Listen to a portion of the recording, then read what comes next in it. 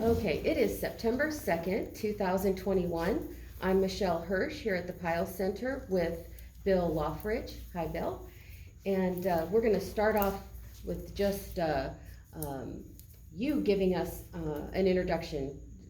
If you want to start with when you were born and where you were born and your narrative of how you got to Tempe, then let's get started with that. Well, I think I'll start with the family first. Okay. And what we're trying to do here is kind of track what was going on in Tempe and what our childhood was like and what's happened since.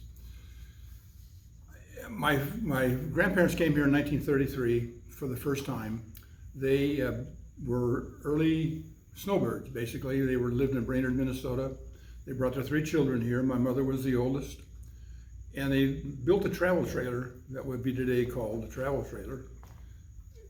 And it was during the Dust Bowl and during the Depression. They came to Tempe for the winter because my granddad had health issues in Minnesota during the cold winters. They were able to camp that trailer and live on what was the Arizona State College farm, which is now in an area you know as a Grady Grammage parking lot. That was on Maple Avenue, actually, if you look at the maps and see what everything was going. Because they lived on the Arizona State College campus, basically, they were able to enroll their children in what was called the Payne Training School. So my mother was able to go to the Payne Training School, which is just south of the Old Main and a little bit to the west. It was an experimental school for teachers. This is Arizona State Teachers College at one time. So Arizona State College was basically a teaching college for teachers. And this particular school was a quadrangle building on the campus. Several of the people that we've talked to, Harry Mitchell included, went to that school, and other people that you will talk to have gone to that school. It was not a public school. It was not part of the TD3, Tempe Elementary District 3 school system. It was a certified school, but it was on the Arizona State campus. So they stayed in 1933 through the winter. 1934, they wintered in Texas. 1935, they came back to Tempe again to winter and stayed. They didn't go back to Minnesota after that. But they did continue to go to the Payne Training School, the children did.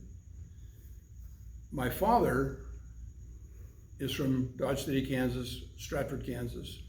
Their family owned the swimming pool in Kansas. And his mom and dad were divorced when he was maybe 14, 15 years old, and his dad came to Tempe in about 1933, 34. My dad, when he turned 18 in 1936, he came to Tempe. He got on a bus, came to Tempe, packed with sandwiches in Dodge City. He was starving to death. He found 2 nickels in Flagstaff, bought 2 candy bars at a vending machine in Flagstaff and came down. And he lived with his dad, and he worked on a farm milking cows. But he also wanted to continue his education, so he re-enrolled in high school. And by that time, my mother was in high school. I don't know the story as how they met. We have to talk to my brothers to see if any of us know how they met. And he was 3 years older than her. He was born in 1918. She was born in 2021. My dad played football. And he was an athlete in Kansas. He had trophies and there were still trophies in the school, in the high school in Stratford, Kansas. But he played football, and with the coach of the football team was a guy named Benny Cole. Now, I'm going to try to do this chronologically, but when Benny Cole turned to be like 85, maybe 90 years old, they had a reunion for his football players in Holbrook. I drove my dad up there because he wasn't really able to, at that age when this happened, not able to drive and make that kind of a trip by himself. At that reunion were many people that are on your list here. I've have a list of names. Jim Harrelson, had no idea that he knew my dad as a young man. My uncle Jim Potter was there. I had no idea he played football for Benny Cole. And several other people from Tempe who I can't remember the names of. It was amazing to see these guys get together after all these years and commiserate about what they were doing as high school football team. But my dad was 20 years old when he started to play, and he turned 21. The principal was a man named Rowe, R-O-W-E. You'll hear his name once in a while. He's not on that list because we've talked about Mr. Rowe before. His wife was still teaching in the high school when I came in the late 1950s. She was one of the math teachers that we had. But Mr. Rowe did not like the fact that my dad was 21 years old and still playing high school football, and tried to get him kicked off the team. They managed to put that together and they stayed. Now my grandparents, when they came the second time, they put their trailer at the end of McAllister Avenue and 8th Street. 8th Street is now known as University. On the north side of the road, there was a little motor court there from that era. And I believe that, and this is something I need to flesh out, 8th Street was some sort of a highway before 60 went down Apache and came through Mesa, which was Main Street in Mesa, and Apache and Tempe, and then curves into Mill Avenue is Highway 60 in those years. But they had this motor court and a grocery store run by a family named Mitchells, not related to the Harry Mitchells, but they stayed and camped there just a few blocks away. This is McAllister, there was Van Ness, there was Normal, and then there was the ASC campus where the paint training school was. They lived there until they built a house at 1033 McAllister, which is just a little bit north of Lemon Street, and McAllister is in a different configuration today than it was then. They built a house with a bedroom, probably a great room, or a living room, a kitchen, and a bath. They also had a little shed type arrangement on the side where they had a workbench, and they had a workshop and a laundry with a hand crank roller washing machine. My dad and mom got married in 1940. They were married at the same time. Gertrude Goldman and Norris Gilbert were married in the Congregational Church. One of the things that my grandmother did when she got here, and we'll talk about my grandmother throughout this process.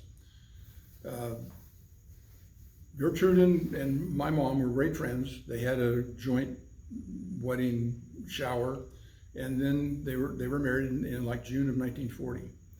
My dad managed to get a job in San Diego, working for Rohr Industries.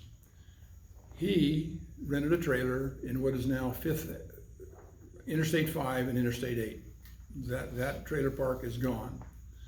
But I was born in 1942, January 31st of 1942, in the St. Mary's Hospital in San Diego.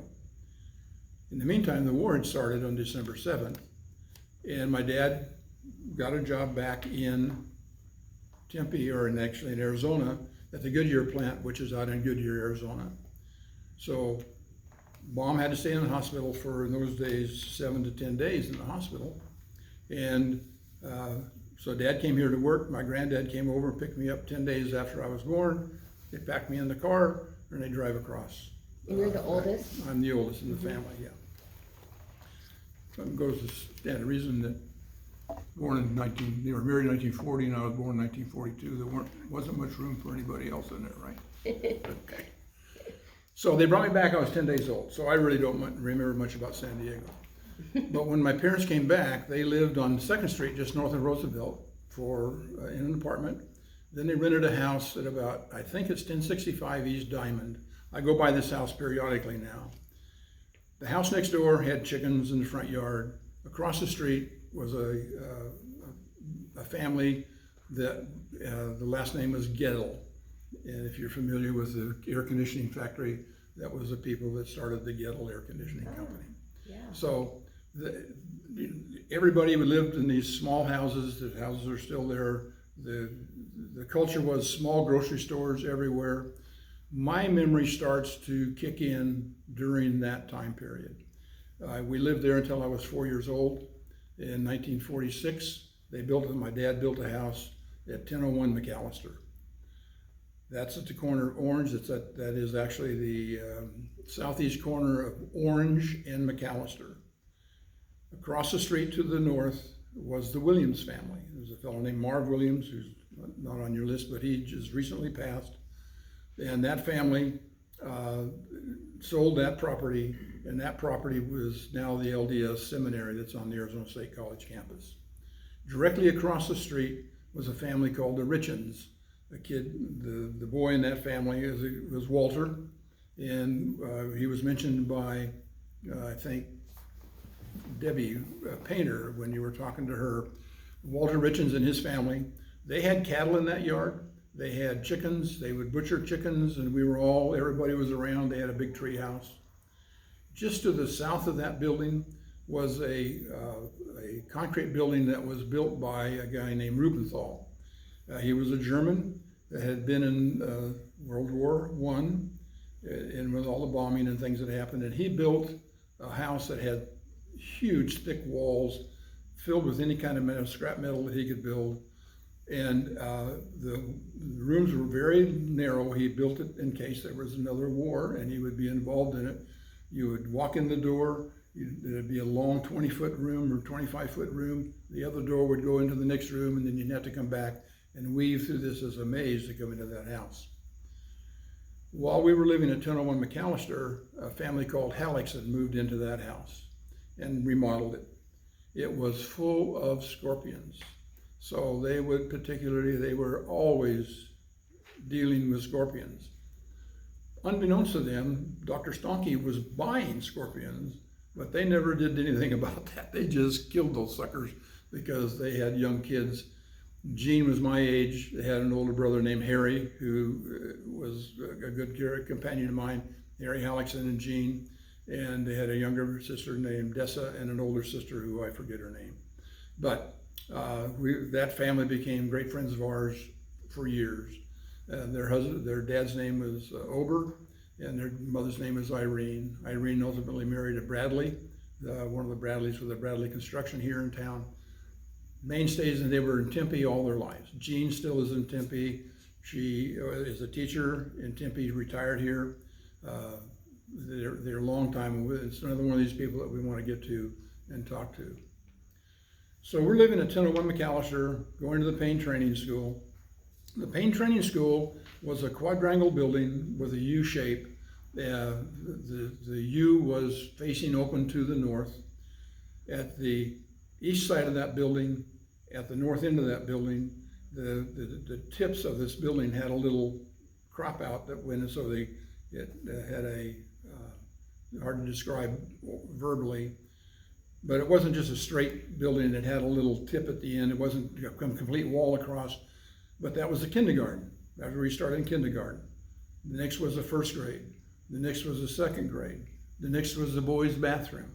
Then you go across the hall, and that was the sixth grade class, but behind that was the third grade class, and then the art. Then the girls' bathroom, and then janitorial, and then the girls' bathroom. Then fourth grade, fifth grade, sixth grade, seventh grade, and eighth grade on the inside of the U. The teachers are, Mrs. Cassidy was the kindergarten teacher. Her husband was a professor or a counselor in some management position at the Arizona State College. The music teacher, which was, okay, we had the fourth grade room, then you had the library, and then you had the music room, which had an auditorium and a stage in the auditorium. Everybody played an instrument. It was an experimental school. They did a lot of things for us that they did, but they didn't teach us how to study. So when, for a guy like me, I get to college, I'm reading college level material. When I'm in eighth grade, I can do college level math, but I can't turn in a homework assignment to save my life. So we managed to get through high school. Eric Batchelor, whose dad was the librarian for Arizona State College, I have conversations with him still. He became the athletic director in Coolidge for their high school down there. And he said the biggest complaint I have about the Pain Training School is that they didn't teach us how to study. And you heard Harry say the same thing, Harry Mitchell, when he was talking here. You said you played an instrument. Was it for very long? I played a clarinet all the way through high school. Oh, good, yeah. Very badly. Very badly. Did you play any sports or? No, I'm not in high school yet. Oh, okay. Okay. You're We're right. We're still in grade school. We're Yeah. still at 1001 McAllister. But at 1001 McAllister, you know, I get my bicycle, I'm 8 years old. But now I'm mobile. We're going to the Tempe Beach. The Tempe Beach is down. My uncle is 12 years older than I am.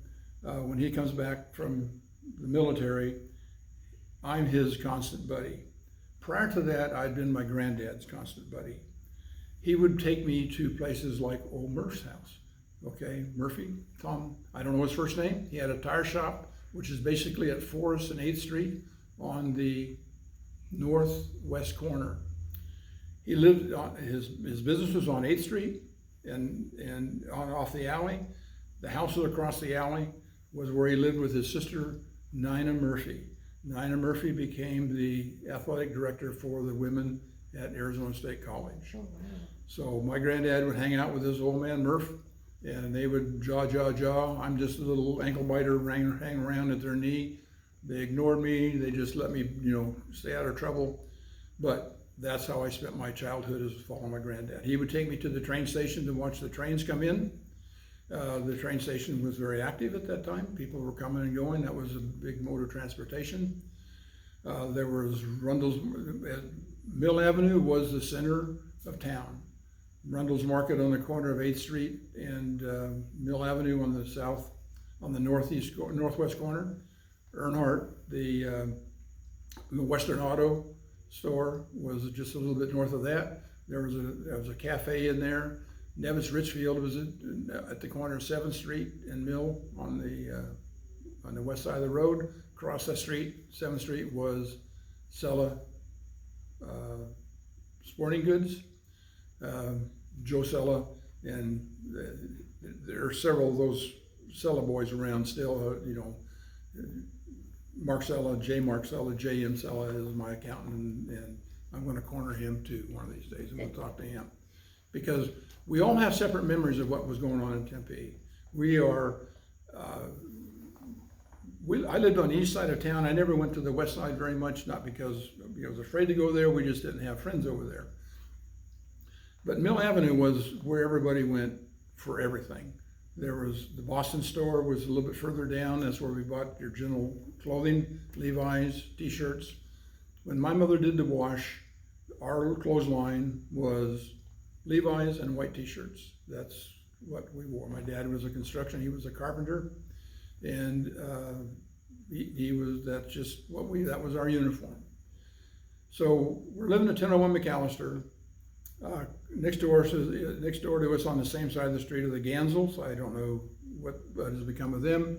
A little bit further south is a fellow named Frank Bennett. And then next to him is the Bohorkas family, and then my grandparents. Bohorkas was just the old man Bohorkas. He would show up periodically on his horse, and he was a cowboy in the Four Peaks area on the Cottonwood Ranch at the Cottonwood Camp, which is still there today. At the base of the Four Peaks is a stone cabin with a round stone water catchment and a windmill and a watering place for the cattle. It was a Hughes Cattle Company. Tommy Hughes' family, who was an MD, a doctor in town here for many, many years, and is in Tempe. And his son is still around, so we need to catch him too. So, but we would know that he was home because his horse was in the front yard, right? Now, the Bohorkas family, I believe, is still in Tempe. I don't know them. I didn't know them very well. They were older than I was. But his wife would be cooking tortillas in the back, you know, on the wood stove. And they had a big wood pile back there, which was a haven for scorpions. We didn't know that we could sell the scorpions at Dr. Stonky. So, and my mom was not going to let us catch scorpions. There was no way in the world that was going to happen. So, was the person that would buy the scorpions a professor or something at ASU? Was he buying them? Professor Stonky, and you've heard some reference maybe when I talked to what was Betty Van Kirk, who is now Margarita Clark. She made money every summer selling scorpions. 5 cents for a scorpion that was more than 2 inches long. Wow. 1 cent for a scorpion that was smaller than that. She turned in at one time 1,500 scorpions. She had been in the paper with this business that she had, making money during the summer with, with the scorpions. That's interesting. There's Joanne Pig, who is the family, the Pig family, the three girls, Joanne, Lynn, and Jalia. Their parents owned one of the grocery stores that was on 8th Street. They lived on Normal, which was the first street to the west of Arizona State College. They were neighbors to a fellow named Bill McSpadden, who was my uncle's best friend, and we drove around. Bill McSpadden is a nuclear engineer someplace developing nuclear bombs. That's what he does for a living. But he's also a rancher. He has a ranch up around Mayer in Arizona. So these are all people that were just part of our lives. And the swimming pool was where we all went. The Tempe Beach, you had to be able to swim across the pool to be able to go to the deep end. And once you were in the deep end, you could swim wherever you wanted to swim. They had lifeguard, there was 2 or 3 lifeguards all the time on duty. And Harry mentioned that when you went there, you dressed in the dressing room, you gave your clothes in a basket to the check girl there, and she gave you a pin to put on your swimming suit. That became the death knell for me, because I married one of those girls later, and she didn't leave me for 56 years, stupid woman. So anyway, we're still working our way through getting to what life, as I start to remember and understand what's going on. But what was going on downtown Tempe was, you had the Dana brothers had a Dodge dealership on the east side of the road. They had a used car dealership on the west side of the road. They were just to the north of the Casa Loma Hotel. The railroad tracks ran through there. And the railroad tracks were basically to service the Borden the Borden Creamery, or whatever it was called. It's on the names of these different things that we have. And it's had a bunch of different names since then. But that railroad spur was to service that milk product plant, which is at the end of 8th Street, almost all the way to McClintock. And then there was some houses, and there was a bar in there on 4th Street, and the Casa Vieja, the restaurant was there. Not much else. There was a roller rink on 1st Street, which is Tempe Beach was on 1st Street. Tempe Beach was a freshwater pool. They filled it twice a week, and when they drained it, they would hose it down. The lifeguards would be down there working and hose that down. It was chlorinated. They had a little shed off to the side that had liquid chlorine in it, and so it was chlorinated. But after 3 days, it was getting pretty cloudy. And why those lifeguards aren't dead, because that chlorine in that room was intense. If they opened that door, they got whiffed of that chlorine. Joe Spichelli was the manager of that pool for many years until he married the daughter of the Parks and Recreation director, and he couldn't work there anymore because there would be a conflict of interest. So, and hopefully we can get Joe in and we can talk to Joe Spichelli. Joe is 89 years old and still alert. They named he was a principal at the McCamey Middle School. For years, he started at Broadmoor as a teacher. He was instrumental in getting my wife a job before she became my wife at the Tempe Beach. My wife was a synchronized swim teacher, but I've jumped ahead about 20 years here. So, but you have a question? Well, I was just gonna say, did you want to share about high school? Yeah, we'll get there. Okay. Because we haven't moved there yet. I'm still 9 years old, 10 years old at McAllister. But on McAllister, at the south end of McAllister, there was a Long grocery, and there was a Long's motor court that was on Apache.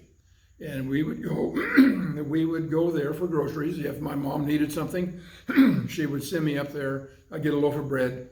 I'd get a half a dozen eggs. I'd carry them home in a plastic bag on my bicycle, smash the living daylights out of them.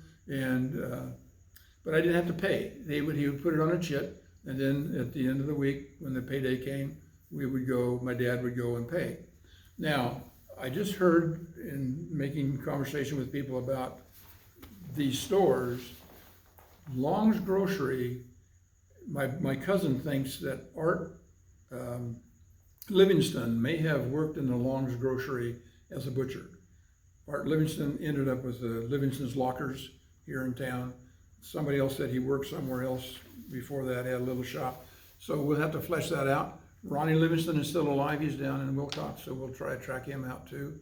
But the Livingstons were very active in Tempe, and the Longs, when the ASU displaced them, they ended up moving out on University west of McClintock, and that's where they ended up with their store. But by that time, they were in their later years, and they didn't. Those small stores, those small grocery stores, have long since gone. On the other corner by the Long's Grocery was a Richfield service station run by a guy named Brody. He has a son, Gary, and a son, daughter, Carolyn, who was in my class, and I graduated in 1959 from high school. So Carolyn is still around in town, but I haven't seen her for years. Gary used to have coffee every morning at the Denny's, so we can try to track him down to figure out, because each of us has a different memory of all these different things that have gone on. The small house we had at 1001 McAllister, my mom and dad had two more children. I had a sister that was born in 1943, and then in 48 and 49 they had two boys. My brother Bob was born in 48, my brother Jay was born in 49. They needed a bigger house. So we ended up at 1320 Hall Street, which is a new development in the 1300 block of the city, and just to the north side of Apache. There was a restaurant there called Harmon's Kentucky Fried Chicken. It was here for years. It was an iconic place. They had a lion, African lion, in a cage in the front of that for many, many years. And Queenie was her name. And she was just there in that cage all the time. And I guess she ate a lot of chicken. Ultimately, the animal rights people came and stopped that from happening. But we moved out there, I was probably 10 years old. 1951, I think, is what we're telling my brother. I just asked him if he remembered what year it was. My brother Jay, the youngest brother, my granddad, in 1947, my grandparents, trying to get out of the heat because of his medical condition, went to Prescott for the summer in a little community called Walker. It's a ghost town that was developed in the 1860s by Southern sympathizers that left Colorado, led by Joseph Rediford Walker. The fellow named Groom was in that party, and Groom and the guy that wrote the book, O'Connor, laid out the Prescott Town Square when they got there. They laid out a bunch of lots, and then they sent people back east to sell the lots. So it was one of the early land fraud areas. But they were the first, they were an armed group that came in and were able to settle and stay. Miller from Miller Valley was in that group. But it became a ghost town. And literally, there was old buildings left in 1947, but not many. It was a very productive mining area. There was still an active mine in the late 1940s, the Sheldon mine, but it was not very cost efficient for them to use it. So they rented in 1947. In 1948, they bought an 18-acre, or actually it was a 20-acre mining claim, but had an acre and a half carved out of the end of it because an older claim had been filed on the same property. And so we started coming back and forth to Prescott during the summer. And so it kind of breaks things up, but my grandparents were, back and forth now, so I didn't have them as much in my life. So 1951, anyway, when he did that, he bought a horse. He was a horse farmer in Brainerd, outside of Brainerd, Minnesota. When he went to World War I, his father stopped anybody training the horses because my granddad was the one that trained the Percheron horses on their farm. And then when he came back, fortunately he came back. The unfortunate thing is that he was in the cavalry. He was a little bit older, and he was born in 1894, and he was already in his 20s when he was drafted to go to Fort Dodge. But on the way to Germany, the horses were sunk and killed. So he became an MP and it ended up in the Graves registration as an MP. It affected him, and so it was an issue for him. He became a watchmaker, and that's how he earned money. But he never had a job. He never had a job working for Social Security, and never got a Social Security number until he went and applied for my grandmother's Social Security benefits. And they said, "How come you don't have one?" And so they gave him a Social Security number and started paying him a retirement, which, you know, is he never did work in the Social Security system. But he had a horse, and he was cleaning up. He bought a horse trailer, and he was cleaning up the horse trailer. He had a can of kerosene for the parts. My younger brother was 2 years old. He took the kerosene and drank it, and ended up with chemical pneumonia. At the same time, we had an uncle that was a policeman in New York. He came to town. He didn't have diphtheria, but he carried diphtheria. So we were now quarantined because we had diphtheria in the house. And my sister was got measles. So we were living in this rent property, which is on the Woods property, which is next door to my grandparents' house. The Woods family was there. They had a daughter named Margie. Margie married a guy named Marshall Kinney Law, and she was a PE teacher in Tempe for years, and she was a softball pitcher. She pitched for a team called the PBSW Ramblers. This is a little rambling here, but speaking of Ramblers, her husband was also a softball player. They were very athletic, and they lived at the corner of Rule Road and 8th Street on the northwest corner in a 5 or 10 acre piece of property down there, down off the road, because you're going down into the river then. Just beyond them was the Hispanic area that has a name, I forget the name of it, that we talk about it here once in a while. San Pablo. My granddad, there was another fellow down there named Chester who lived in literally a shack, alcoholic. That's where he kept his horse. My granddad kept his horse down there. So at any rate, Jay is sick. We have this diphtheria quarantine sign on. They're building and moving into a new, because we've sold our house and have to move. I'm 10 years old in that, and my Christmas present that year was a .22 rifle. So, you know, they put people in jail for that today, right? So anyway, we moved to 1320 Hall Street. The Kentucky Fried Chicken is there. Now my communication is back and forth with the bicycle. I'm in the Cub Scouts. The den chief, who's the Boy Scout for our den, is a fellow named Henry Arredondo. So that's my first experience with the Arredondo family was Henry. And he was, I think he has since passed. I don't know if he's still alive or not. But there are 5 boys, 5 Arredondo boys. And I've known them all my life. So you're going to talk to one of their daughters. Joe's daughter is, I think, she's a city councilwoman. Yes. And you're going to talk to her. Mm-hmm. They have a long history here. Their mother, Josie, they lived in a house that still stands on University. It's the last standing house, private house. It's surrounded by greenery and oleander bushes. It's still down there. So we moved to 1320 Hall Street. I get a paper route for the Tempe Daily News, and my paper route is from somewhere around McAllister east on Apache, both sides of the street. There's not much there. The teepees are there. Long's Grocery is there. There's a small, right next to Long Grocery, there's a small little cafe that can't be more than 15 feet in a counter. And I'm spending my paper route money playing the pinball machine in there as a kid, right? The guy was more than happy for me to put my nickels in. And on both sides of the road, one of the names that's on the list here that I want to mention is a guy named Whitey Malinzak. Mm-hmm. On the south, there was Gene's Liquors on the southwest corner of Rule Road and Apache. Across the street became what was the University Drive-In, had been a roller rink that was there. Then there was a restaurant I call the Choo Choo Cafe, where they delivered the meals with a train.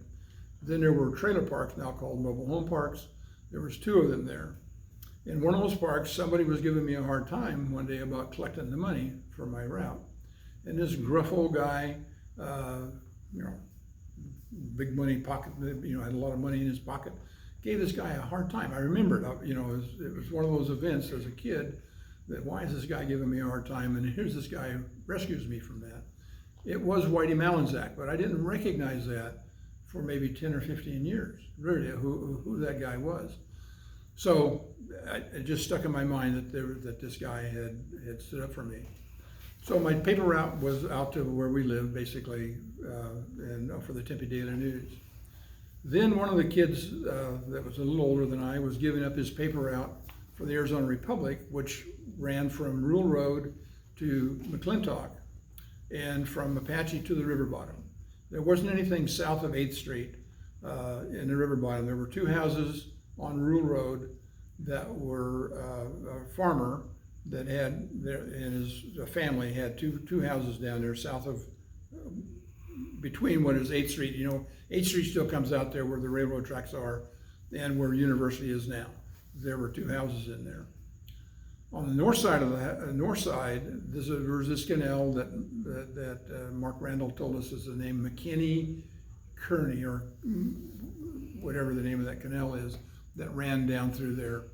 On the north side of that canal, south side of that canal, was the Peralta family that lived there. Turns out the Peraltas had been in high school with my mom and dad.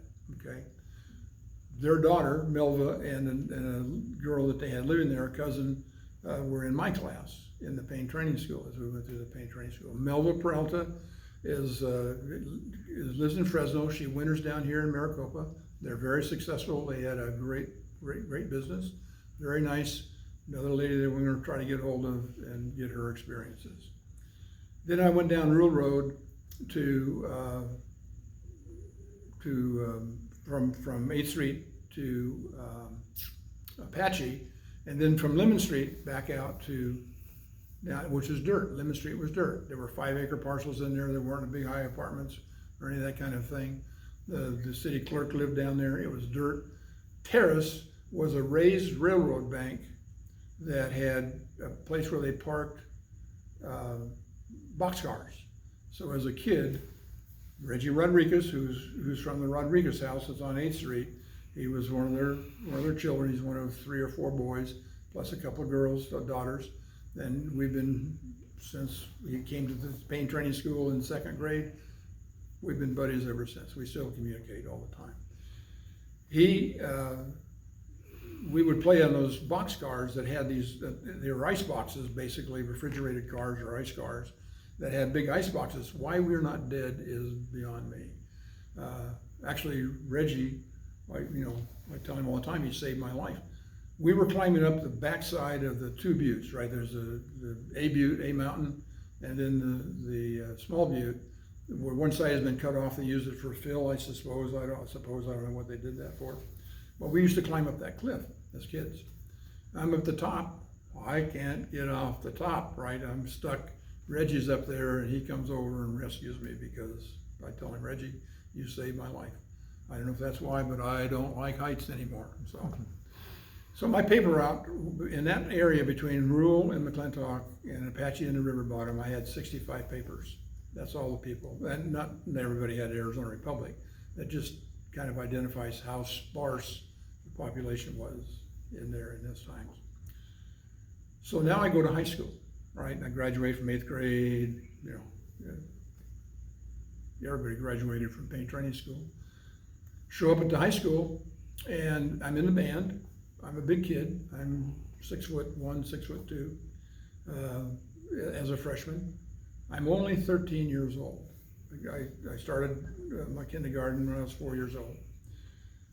I'm standing, we have to wear green beanies, as a freshman, but I'm standing on a curb on the sidewalk, and I get this big push from behind, and it's Bill Boyle. And Bill Boyle is the assistant principal who had been a football coach back in the 1940s, knew my uncle and hung out with my uncle. And he says, "Why aren't you playing football?" Right? I said, "I'm in the band." You couldn't, as a freshman, you didn't have a PE class because you had to do a social studies class or a study class. So my extra work was band. I mean, my extra class was the band. So the freshman sports was after school, and I did play football as a freshman, I suppose, encouraged by Mr. Boyle. But I was also in the band. So the people in that school, the principal was a guy named Benedict. I think, I don't want to say his first name. It's Harold Benedict. Bill Boyle is assistant principal. And there was a fellow named Haskell Henshaw.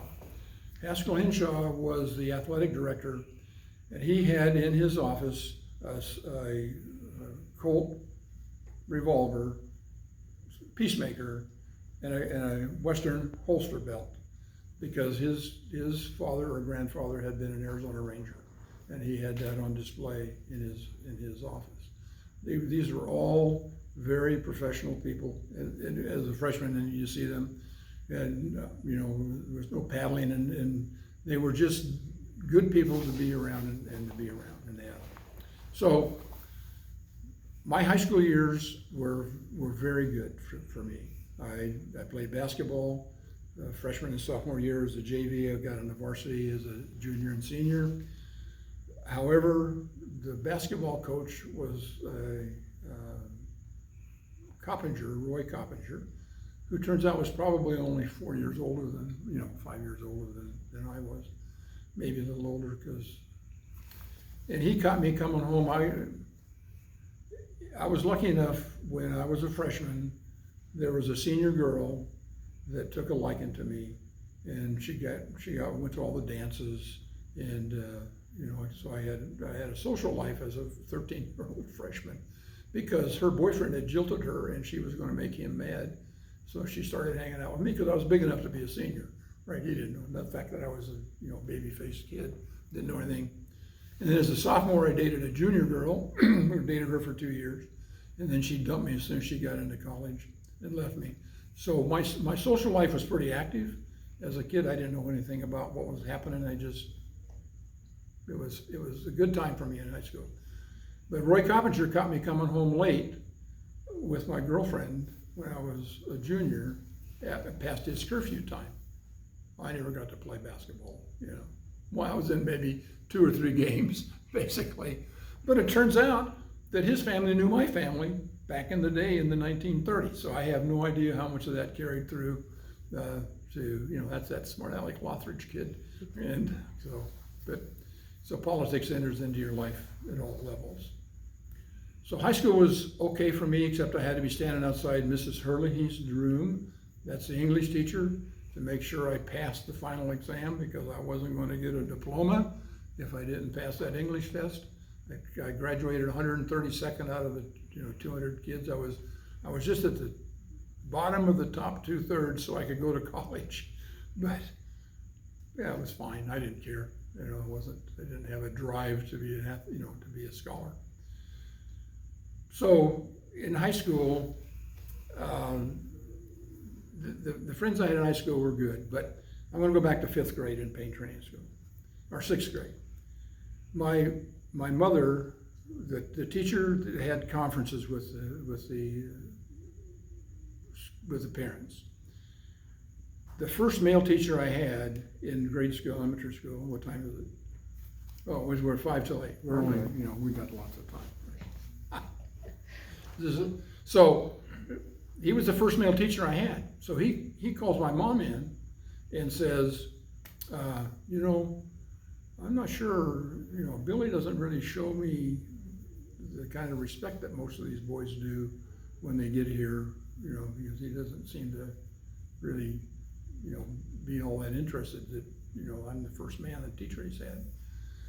And my mother explained to him that, look, Billy has grown up with a family full of competent men. I have an Uncle Dean who was a carpenter. My Dean and my dad, they built the houses up in the mountains. My granddad, I was at his knee all the time. I don't know, my grandmother was a saint for putting up with my granddad, okay?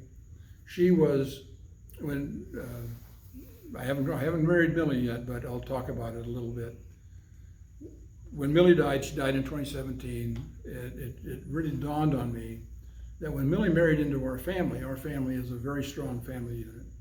And she married into two strong women, and her mother had died when she was 17 years old from breast cancer in Marshalltown, Iowa.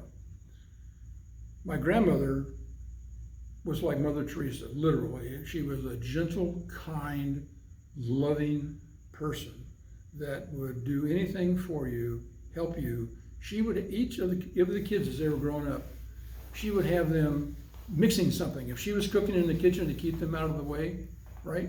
She would mix up a little bowl of flour and water and have the kids over there mixing it up. And for me, it was Oreo, mixing the color into the butter, into the Oreo, right? So that's my memory of that. So she always, and she was, you know, she actually wrote a book about Many Lives of the Lynx, about the history of Walker, and it's, you can get it on eBay. So she was just a very gentle person. My mother was not. She was more like Gloria Steinem, all right? She was chairman of president of the Church Women United for Arizona, Tempe in Arizona. She was instrumental in getting the, what's that, women's health care. It's controversial, they perform abortions. I don't know that she was, you know, interested in that necessarily. But she had sat at the same table with Loretta Scott King. She was writing letters to the editor, writing letters to the county. You know, when they, you know, she was not somebody who's going to sit down and take it. And so Millie marries into that family with those two strong women. It was hard for her. It was difficult that she had to hold her own with those women. But that's later. It's not much later, but it is a little bit later. So when in high school, I had the paper route. At some point I had to stop the paper route because of the athletics. I got a job when I was 15 years old at the El Rancho Market. The El Rancho Market was on the southeast corner of 8th Street and Mill Avenue. It's called the Tempe Center. There was a 5 and dime store in there. There was a Rexall drugstore that had a counter. Ray Bowles barbershop, Ray's barbershop was in there, and the El Rancho Market. And my job, I got a job in the meat market, cleaning the material, cleaning the machines in the meat market, the bandsaws, the grinders, and all that sort of stuff. And I was, you know, it was great. You know, I had pocket money. I could go play the pinball machines. And then my dad decided to go to work in Flagstaff with my Uncle Jim, my mother's sister, my brother's brother. And he's been in and out of my life too. He's one of these men that we're talking about, right? These guys, you know, he made and lost $1 million several times in his life, my Uncle Jim. He had a super fun cleanup site in Flagstaff because he had a paper and pulp mill up there. And they had to come clean up the site afterwards. But Dad went up there to work with him, and my mother camped with us 4 kids. They made me quit that job and go to Flagstaff and live. We camped for 2 weeks in there's a little camp just outside of Flagstaff. It may still be there. It's an old Army fort. It was a public, City of Phoenix owned it. It was a recreational area for the City of Phoenix. Now just imagine this is 1954 or 56, 57. She's camping on the ground. We're sleeping on army cots. We're living in tents. I have a tarp pulled over a rope, and I'm 15 years old, and I'm actually 16 because I drive. Okay, so I turned 16 because I had to drive. But Dad drove the car back and forth to work, so we didn't have a car. And she's got these 4 kids. One of them is this cranky 15-year-old, 16-year-old teenager. And we camped there all summer long. We camped 2 weeks at different campgrounds as we went down through Oak Creek Canyon and camped in Slide Rock. People coming to visit us, and you know, our friends would come up and visit us. And they rented their house like the Airbnbs are doing today. They'd put a lock on their bedroom door so the stuff that they wanted to hide or keep away was there. And that 1320 Hall Street had 3 bedrooms and 1 bath. So when we came back, I was able to I got another job back at the El Rancho Market as a carryout. Much of the things that I did there was also trim produce and that sort of stuff, because there was other things to do, but that was my job. There was a fellow working there in the frozen food section named Joe Iquinto. His wife Shirley and my mother were great friends. They went to the Congregational Church, and I'd started to talk about the church life too before. So all these people that my folks hung out with, they started the Tempe Tenderfoots. They were square dancers. We were surrounded by competent couples, strong people that were just, so Mr. Milarkovich in 6th grade was just a nuisance, right? He was hurt that I didn't really think that he was, the greatest guy in the world. But Joe Iquinto and Shirley, and we found a note from Shirley to my mother when Shirley passed just this past 2 years ago, or the past couple of years, describing some of the things that these 2 women did together. The things that they did in Tempe. But we were at the Congregational Church because when my grandmother came in the 1930s, she went shopping for a church. They were Lutherans in Minnesota. She was Scandinavian. She was baptized in she grew up in a Swedish family, and her Bible was Swedish, and she spoke Swedish as a young girl. She was a teacher with an 8th grade education. She taught in one-room schoolhouses in Minnesota. But she didn't there was no Lutheran church in Tempe at the time, but the Congregational Church was there. It's the one with the big white steeple down there, and it's now been purchased by, it has wonderful, stained glass windows. My dad and my uncle worked on that construction, building that church. But when they rebuilt the church in the mid-1950s or early 1950s, they didn't save any of the old buildings, so it wasn't a historic landmark anymore.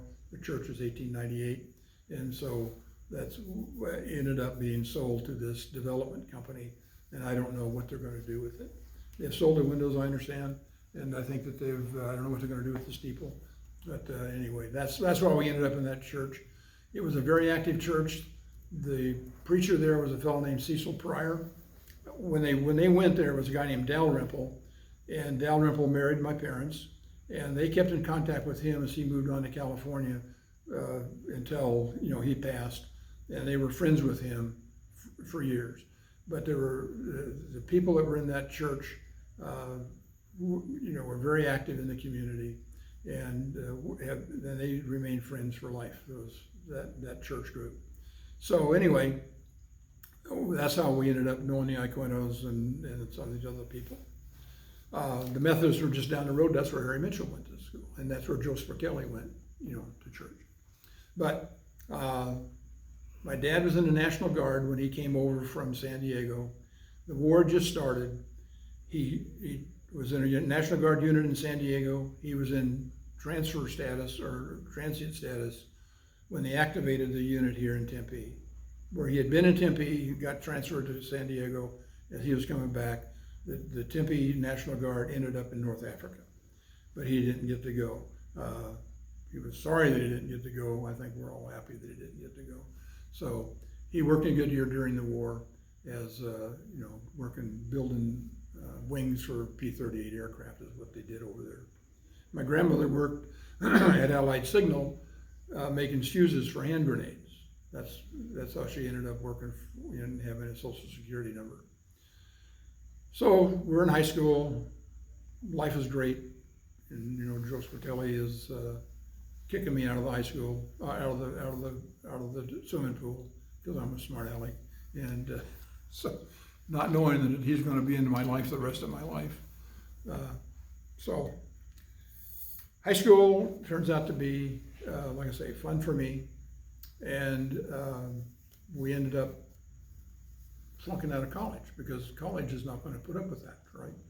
So now I'm 19 years old and married, right? And this woman is dating my boyfriend, my friend, and she says the only reason she dated Richard was because she wanted to meet me. She was such a liar. Anyway, we were married, we were 19 years old. But we lived in my grandparents' house.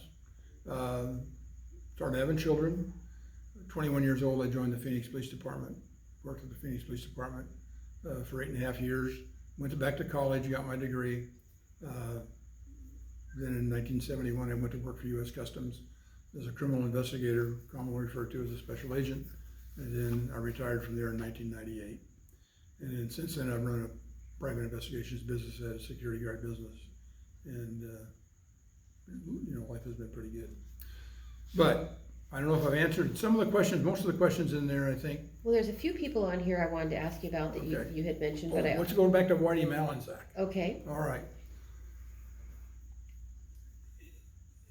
As I'm 18 years old, Whitey Malinzak, turns out, owns a company called Acorn Gas. Okay. He is at Roosevelt, at the end of Roosevelt, at First Street. And Acorn Gas is a propane delivery service. He had 4 or 5 trucks driving propane to mobile home parks, trailer parks. And he also had 2 trucks driving kerosene, 1,000-gallon trucks that drove kerosene to these parks. And I didn't have a chauffeur's license. So a friend of mine, Wes, who I believe was at the church, had that job, and he had to move on and do something else. So he said, hey, they're going to need somebody. So I went down there. But it was a wintertime job. And so I drove this 1,000-gallon kerosene truck around, one day on the east side of town, one day on the west side of town, working for Whitey Malinzak and his wife, Norma. It wasn't until 10 years later, and he was the kind of guy that says, Bill, you hit every bump in the street. You're ruining your tires. Because these were old trucks, he had cobbled together trucks, and he was just a loud guy. He had been on D-Day. If you ever watch the movie Band of Brothers, that was the story of his unit there. He lost all but 1 or 2 of his squad members several times. He was in the garden, Olive Garden, whatever, the Holland. He was in the bridge over the river where they had these terrible fights.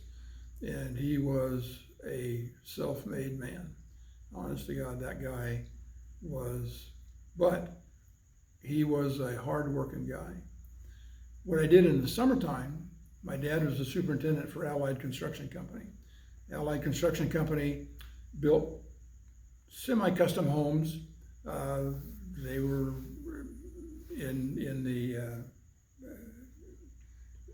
64th Street. There was houses. My dad started as a sawman, or he started as a carpenter, became a finish carpenter, went into the saw yard, became a foreman, became a superintendent. And he needed laborers. He never taught me to do anything in terms of the skill. He didn't want me doing that. I don't know what he wanted me to do. I don't think he wanted me to be a policeman necessarily, but he just, whatever it was, he didn't teach me anything about the work.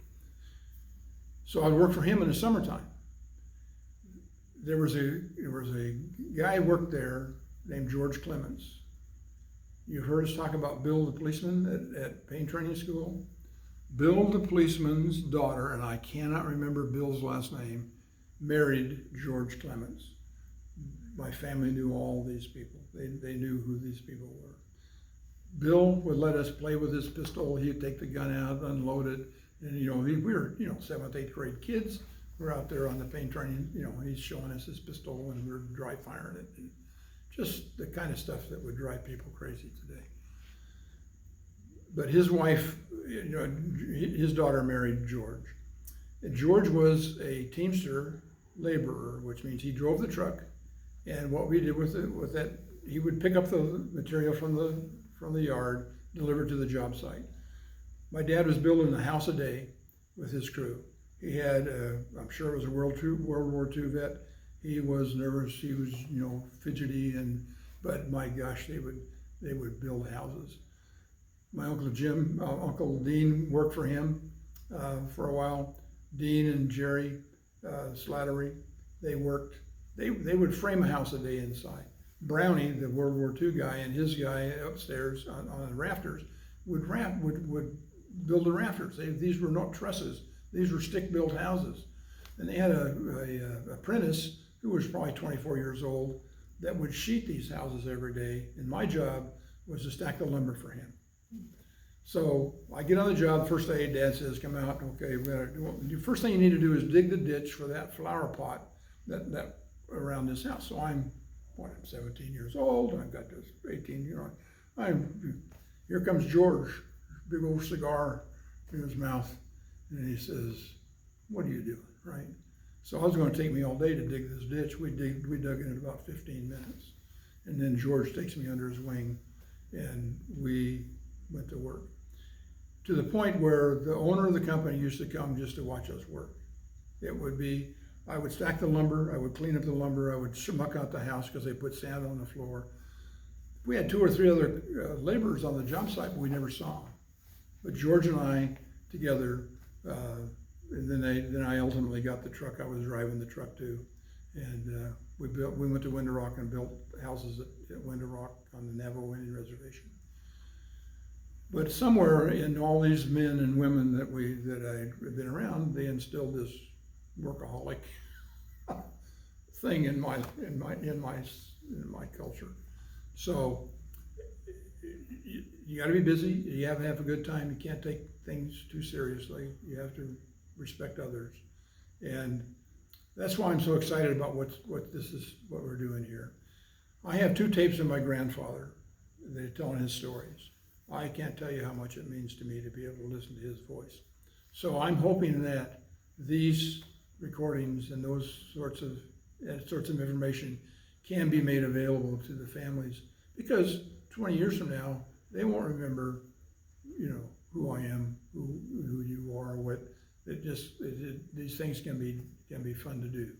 So, we're at that hour mark here where we have just a few minutes left, so. Well, you have a few more names on here. I do agree. I think we could go a lot longer with some stories, but to be able to share the stories of growing up, the locations, the houses, the people that you knew and grew up with and were influential is valuable to your family that will listen to this in the future. You're absolutely right. So we probably did you want to mention a story about Hut Hudson? Oh my gosh. Yeah, well, you know who Hut Hudson is? Mm-hmm. John, have you talked to him yet? You know No. who he is? You know who he is? Well, why don't you share? Okay, well, all right. So if somebody's already described the Hudsons had a family. Had a farm. There's a lot of these farm names, the farmers that were here. He was, I think, on the city council. He and his wife. The Tempe Butte used to every year at the Christmas time have 3 camels up on the butte. I don't think they do that anymore. I think there's been lots of controversies. Everybody wants to take that stuff down. Can't see the butte anyway because of the tall buildings. But they were active in keeping those things on. And that family's been here for a long time. And he's available. I ran into him last year, so I know he's still around. Gary Brody is still around. And so Hut Hudson would be really an interesting guy to talk to. I'm going to talk to Kay Cummings next week. She lived at 1030 East McAllister, or on McAllister, which was just the next, not McAllister, on Van Ness, which was just the house, straight across, across Van Ness from McAllister.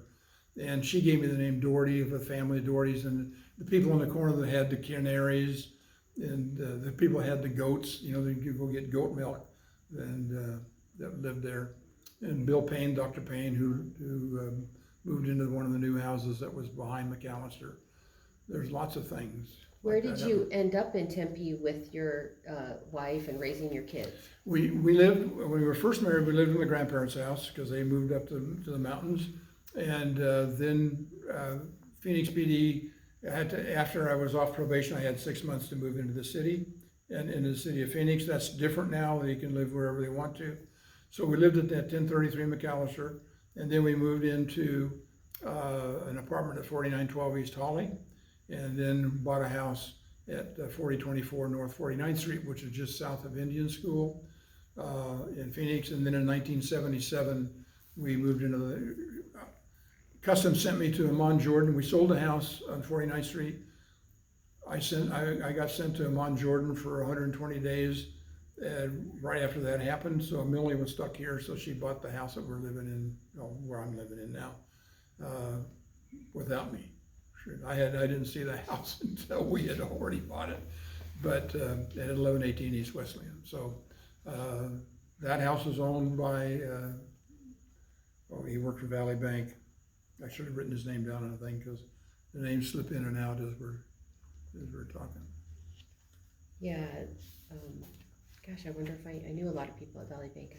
I have a few names that aren't coming to my head. Oh, but it'll bounce in as soon as yeah. we turn the camera off. It'll be there. Well, so many interesting names that people have heard of and interesting stories.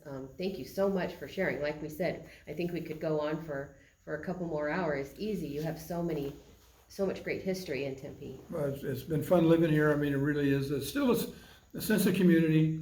I belong to the Tempe-Sunrise Kiwanis. That's what this is about. Sorry, that was our meeting this morning. I just didn't change shirts.